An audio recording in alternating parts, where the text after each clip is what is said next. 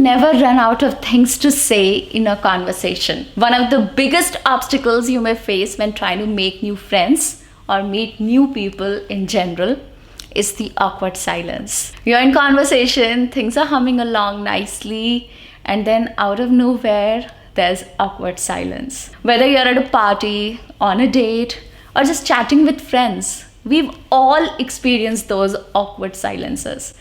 But fear not. In this video, I'm going to share some amazing tips and strategies to keep the conversation flowing effortlessly. So if you want to become a master conversationalist and never run out of things to say, stick around and let's get started. Today, we will discuss 5 proven ways that can influence your conversations and transform you into a talkable and likable person. The 4th one, pratfall effect, is what I usually use in my conversations as well.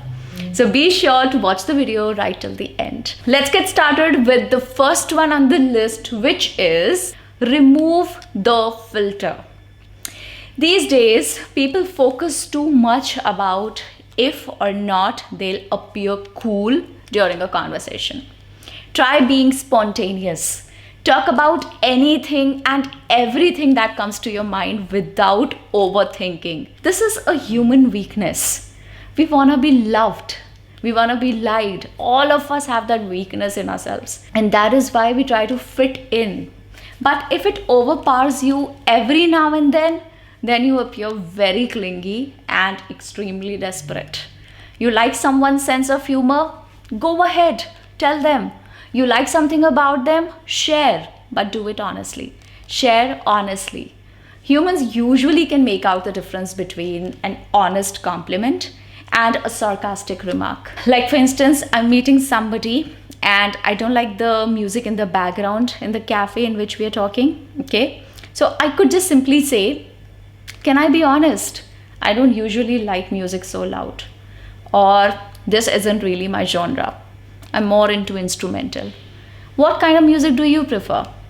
So I told them something about myself, and at the same time, I get to ask them a question. So as long as the remarks are not inappropriate, spontaneous conversation is generally acceptable and often appreciated. You may start with familiar acquaintances at first and gradually use this technique with strangers as well. Now, be mindful of the fact that I'm not asking you to be somebody you're not. I'm just trying to help you with a genuine problem that most of us face. We want to be that person who's not scared of meeting people. Even if we are not very comfortable with strangers, even if we are not very comfortable talking with too many people, which happens to me a lot, we still wanna be in a spot where we should be comfortable dealing with such situations. It's one thing to prefer to not talk to anybody. It's another absolutely different thing to be not being able to. We don't want to be that person who is not able to talk to anybody. So these tips are going to help you become that person who is more confident, who has more aura, whose persona is such that it attracts other people to him or her. Okay, we want to be that person who attracts others in the right way, not in the wrong way. Okay, let's come to point number 2. This is very interesting. Make complimentary cold reads. What do I mean by cold reads? What I mean by this point is that offer observations or compliments based on noticeable traits or behaviors, such as commenting on somebody's fitness. They'd always like it. If they appear strong, or maybe complimenting them about their shoes or clothes, because these are things that you can see right there in front of your eyes. It's very noticeable what they're wearing, how they're standing, what kind of makeup they have on, or what kind of confidence they're exuberating, or anything. You get it, right? Try and make those observations and make it a point to let them know about it so that you guys can mingle better, you guys can become friends. This can lead to more personal revelations. Whether your guess is right or wrong, providing fresh conversational material. So when you compliment somebody on their shoes, they might just tell you where they bought it from, or which brand it is, or if it has a story behind it, or somebody gifted it to them, something like that. Okay, compliments when done right are a great conversation booster, but does not mean you start faking them. At least I'd notice if someone pays a compliment just to be in my good books. So I would not like a fake compliment. I'm sure it happens with everybody else too. I'm sure you wouldn't like it either, right? Too much is also not welcomed. A one or two don't harm, but remember to keep them honest and deliver very respectfully. Now I have a few examples that you can pick up from. Something like, hey, that's a very cool tattoo. If you don't mind, can I know the story behind it? Get it, right? So tattoo is something that is noticeable in your face. You're reading it, it's an observation, and now you're shaping it into a compliment and you're asking the story behind it. Hey, I really like this pendant you're wearing. I love the combination of green and golden. Now this is really a compliment that I received. I am not wearing that one right now, but it is a small cross in the background with green, and it's a golden, otherwise it's a golden pendant. Somebody said that to me and I happened to keep it in the video because I liked it when I received it. So I thought I'd just share it with you. Maybe it could help you. Another one could be, it seems you're into sneakers. My sister is crazy about these. She keeps saving up to buy more, which is actually true. All right, tip number 3 is threading. Threading. What does threading mean? Threading is about navigating a conversation by picking up on keywords or topics mentioned by the other person and using them to branch into new topics. बहुत भारी हो गया, explain करती हूँ. So when they say something, you pick up on the keywords and you use those keywords to ask new questions, to open new topics, and then you discuss those topics, and that's how the conversation keeps on going. Now I've got an example for you. Let's take this to understand this better. Okay, if someone mentions, I went to Dubai last year for a job for 1 year, this single statement contains multiple threads such as Dubai, job, 1 year. All these 3 could be used into not dragging, but taking the conversation further in a nice way. So there could be a geographical thread. By geographical thread, I mean you pick up on the location they mentioned. In this case, this was Dubai. You could explore the experience in Dubai, asking questions like, what was your favorite part about living in Dubai? Or did you manage to travel around Dubai during your visit? Okay. Next one could be a professional thread. That person mentioned job in Dubai, right? So this could be a professional thread. Ask about their job. Which company did you work with? What kind of work were you involved in? This can segue into discussions about career aspirations and industry insights or so much more, right? Another one could be temporal threads. Temporal threads, what does that mean? It has nothing to do with temper, no. Temporal means something that relates to a particular time, something that's impermanent, something that is not going to last. It's not of a lasting nature. The duration of 1 year. That person told you that he or she worked in a job in Dubai for 1 year. So this was a temporary duration of 1 year in which they stayed there, right? So this duration is a temporal object here that you can pick up on. The duration of 1 year could lead to questions like about how they adjusted to the new place. Something like, how did you find adapting to Dubai for a year? This could open up personal stories or maybe challenges they faced over there. And you guys could actually hit on a very good conversation here using these threads. So which 3 threads did I talk about? I talked about geographical threads, I talked about temporal threads, and I talked about professional threads. I was thinking in my head that, oh my God, whenever I'm numbering something, no, I'm always in this fear that I will not be able to fill up all the spaces, but it did not happen here. Anyway, moving to point number 4. This was actually the thing I was talking about. Happens with me. I kind of use it, but okay, to be honest with you, It does not happen so that I do these things to make my conversations nice and I do it actively.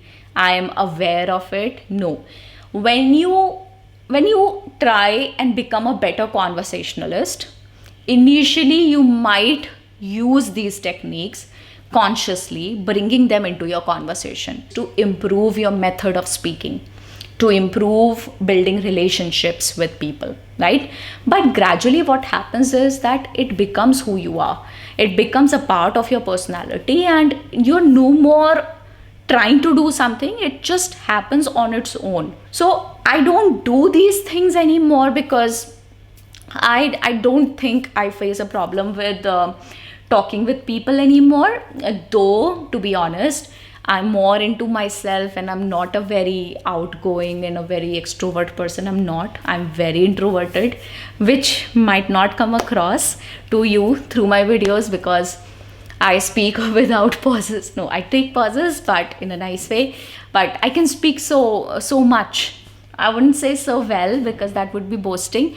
But yes, I can speak so much, but I don't like speaking too much. Really, I don't. It's about taming yourself in the beginning, training yourself the way you train your muscles to be stronger.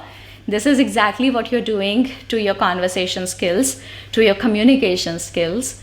You're training yourself to be a better conversationalist, and then gradually what will happen is that these things will become your second nature, and you'll not have to no, I wouldn't say fake it. You wouldn't have to do them consciously. They'll become natural to you. Okay, let's start with point number 4, which is pratfall effect. This term pratfall effect is not my own term. It's an actual term. It's a real term. You can read about it on Google if you want to. So let me tell you what this is. Pratfall effect is a social psychology phenomenon that describes how people perceive the likability of others after they make a mistake. So if I make a mistake, if I fumble on my video, if I make some mistake and I correct myself, you would subconsciously like that. You wouldn't know it, but you would like that. Like if I take a pause and I'm going through my thoughts and I am pausing for a moment to come up with something to say on the video, you might actually like that pause, that okay, she's human, she's not a computer, she's human, she's like us. So this feeling that this person is like me, this feeling generates this likability for others. So when you make a mistake, people like you more. Sometimes showing imperfection can increase likability because it makes a person appear more human and relatable. It helps ease the intimidation of perceived perfection. I'm perceiving you to be perfect and I'm intimidated by it. I'm scared of you because you're just too perfect for me. Okay? I don't want to talk to you. But when you fumble, when you make a mistake, when you give out a silly laugh, that's when I feel, oh, she's like me. Oh, she's approachable. I can go up and talk to her. So there's this thing that I often keep telling people about myself, and it's actually true. I'm technically weak. I'm very weak technically. I am so bad with computers. I'm so bad with technology. You'll have to work with me to know that, really. So I tell people about it all the time. My team knows it and they appreciate it. Ma'am is bad. Technically, she's poor. So I'm technically weak. I keep telling people about this, and somehow I feel that it might actually add to people's likability for me. Then another thing could be I overthink a lot. I don't really like that about myself. And if I tell you this about myself, it is going to give you that feeling that, ye bhi, she also overthinks. Okay, she's like me. Oh, she's sweet. So you get it, right?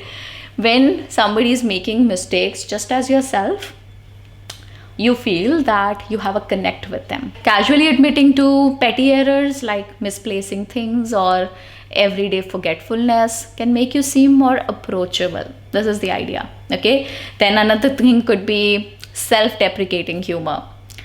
Lightly making fun of your own quirks or mistakes can endear you to others. If I'm talking about my weaknesses, I'm discussing my infirmities, I'm telling you I'm very bad with technology, it just shows you that, oh, she accepts herself, she's comfortable with her imperfections. And that develops a sense of endearment for you in other people's minds. You get the idea, right?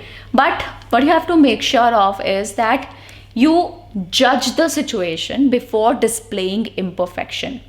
For example, in a job interview or a formal business meeting, focusing on competence and professionalism is more appropriate. You don't want to tell your future boss you're clumsy and how much you hate working or getting out of bed. You get the idea, right? And now we come to the last point on the list, which is usage of revival questions in dead conversations. Now we've done everything, we've had a conversation, everything was going fine, but now we are coming to a dead end. Now, if you want to give it a CPR and you want to revive your conversation, you want to reignite it, and you want things to be flowing for the next 10 minutes or so, then what you can do is you can use revival questions to revive a conversation that has stalled, that has gotten boring.